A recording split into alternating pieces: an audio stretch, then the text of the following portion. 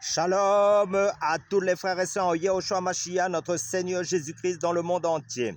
Je suis le frère Serge de l'île de la Réunion. Je suis docteur enseignant de la parole de Dieu en Yehoshua Mashiach, notre Seigneur Jésus-Christ. Nous sommes dans le sud de l'île de la Réunion, dans la région dite de Terre-Sainte de la ville de Saint-Pierre, dans le sud de l'île de la Réunion.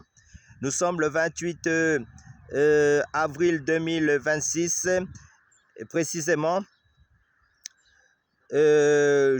Salutations à tous ceux qui habitent en Amérique, en Yougoslavie, en Bulgarie, en Roumanie, en Inde, en Espagne, que ce soit au Portugal, en Espagne, que ce soit dans les pays d'Afrique, que ce soit en Côte d'Ivoire, au Congo, Kinshasa, que ce soit au Togo, Mozambique, que ce soit au Maroc, en Égypte, que ce soit en France, à Paris, à Marseille, à Lyon, à Évry, que ce soit dans les pays du Moyen-Orient, en Iran, en Irak, en Israël, que ce soit au Japon, en Indonésie, que ce soit en Russie et dans les îles, que ce soit dans les îles aussi, que ce soit de la Martinique, de la Guadeloupe, que ce soit dans l'île Rodrigue, l'île de Maurice et dans toute l'île de la Réunion où j'habite, ceux qui sont connectés aussi sur ma chaîne et tous ceux et celles qui sont fidèles à ma chaîne, salutations à tous et bienvenue pour la première fois, tous ceux qui viendront pour la première fois sur ma chaîne.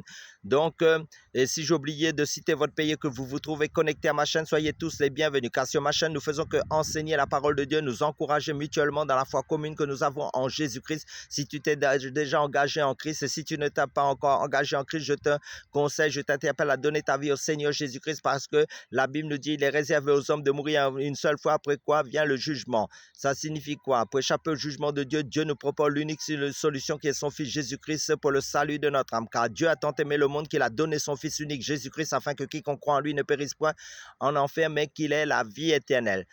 Donc, tu as une décision à prendre avant ta mort, c'est d'accepter Jésus-Christ de ton vivant. Car après la mort, il n'y a pas, et c'est trop tard, il n'existe pas le purgatoire. Aucune place, c'est mentionné dans la Bible que le purgatoire existe. C'est l'invention des hommes, c'est le mensonge. Donc, il est réservé aux hommes de mourir une seule fois, après quoi vient le jugement. Comme le Seigneur nous a donné le seul chemin qui est lui-même, c'est-à-dire Jésus-Christ, c'est le chemin, la vérité et la vie pour le salut de notre âme. Et après, il faut vivre selon la parole de Dieu. Lire ta Bible pour le mieux le connaître, parce que tout disciple accompli sera comme son maître, car toute écriture est inspirée de Dieu et utile pour enseigner, pour convaincre, pour corriger, pour instruire dans la justice, afin que l'homme de Dieu soit accompli et propre à toute bonne œuvre. Parce qu'en fin de compte, ce qu'il faut comprendre, c'est que la Bible, c'est notre code de vie pour la vie éternelle, pour vivre en conformité au royaume de Dieu. Donc, il faut accepter d'abord le Seigneur Jésus-Christ. Par la foi en Jésus-Christ, nous sommes sauvés. Ensuite, il faut vivre dans la sanctification, car sans la sanctification et la paix, personne ne verra le Seigneur. Parce que c'est comme c'est dit, nous devons demeurer dans la sanctification en Christ. Donc, je vais prendre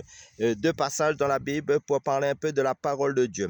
Donc, je prends le 2 Corinthiens chapitre 12, verset 9 qui nous dit « Ma grâce te suffit, car ma puissance s'accomplit dans la faiblesse. » Et je prends aussi Actes des Apôtres chapitre 15, verset 8 qui nous dit « Dieu connaît les cœurs. » Donc, compter sur la grâce de Dieu. Et donc, je vais faire une illustration pour mieux faire comprendre les choses spirituelles comme Jésus le faisait et pour amener les choses spirituelles par rapport aux exemples de la vie naturelle. Donc, Annie, une croyante âgée, vit dans une maison de retraite. Aujourd'hui, elle ressent du découragement en repensant à sa vie. Elle regrette d'avoir consacré si peu de temps à Dieu. Il lui a pourtant offert tant de choses.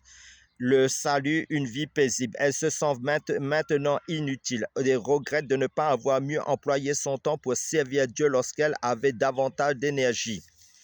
Donc, ça nous sert d'exemple aussi de quand tu es en bonne santé, sers le Seigneur Jésus-Christ de toutes tes forces quand tu es en bonne santé. N'attends pas que tu sois vieux parce que, en fait, quand tu es en bonne santé, ben là, c'est là qu'il faut en profiter. Alléluia.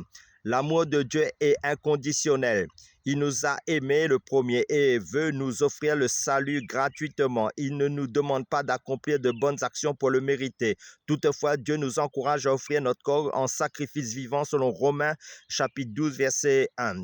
Et quand nous réalisons son amour pour nous, alors cela nous pousse à nous consacrer à lui et il produit en nous l'intention et l'énergie pour des travaux qu'il veut nous confier. Mais quand la vieillesse arrive, les forces déclinent et nous pouvons nous sentir inutiles.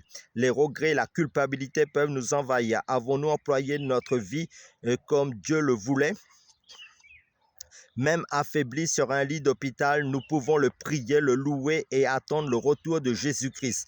Rassemblons-nous, rassemblons nos forces pour présenter à Dieu notre adoration pour ce qu'il est, pour le salut qu'il nous a offert par le don de son Fils unique Jésus-Christ, notre Seigneur Yahushua Mashiach. Gardons les yeux fixés sur le Seigneur Yahushua, notre Seigneur Jésus, Christ qui reviendra bientôt nous prendre auprès de lui. Et souvenons-nous que tout ce qui aura été fait pour lui sera récompensé selon l'évangile de Matthieu chapitre 10, versets 41 à 42.